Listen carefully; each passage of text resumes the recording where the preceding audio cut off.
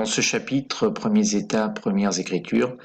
nous allons voir qu'après la révolution néolithique, les premiers villages se transforment peu à peu en États, et pour administrer ces États, il devient nécessaire d'inventer l'écriture. Les premiers États se diffusent d'abord dans la région que l'on appelle le croissant fertile,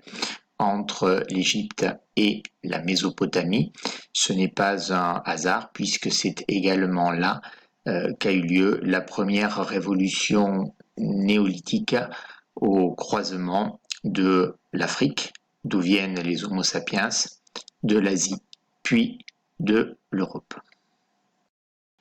Croissant fertile parce qu'il s'agit de terres agricoles qui sont très productives. Elles sont irriguées par de grands fleuves, le Tigre, l'Euphrate et le Nil, qui permettent d'avoir des cultures toujours irriguées alors que les climats sont chauds, c'est-à-dire des conditions idéales pour produire des denrées agricoles et en particulier des céréales.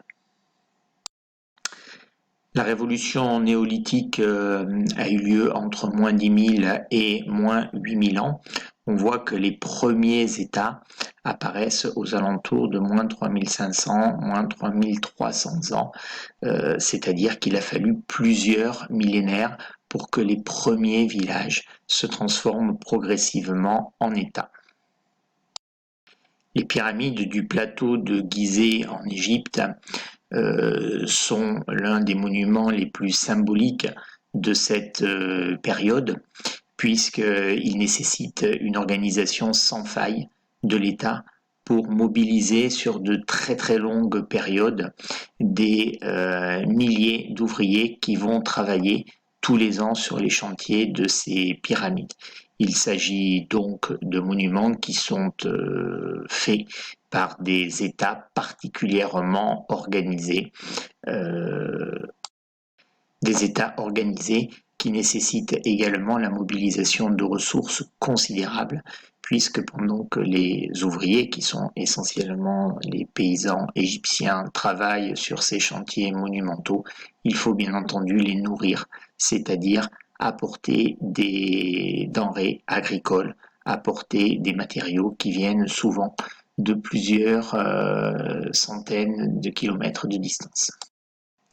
La naissance de ces premiers États correspond également avec le développement des premières religions qui sont monothéistes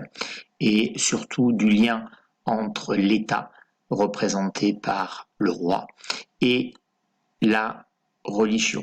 le roi étant lui-même une figure divine, ce qui permet de rendre ses décisions incontestables et donc de dominer la population de ces cités-États.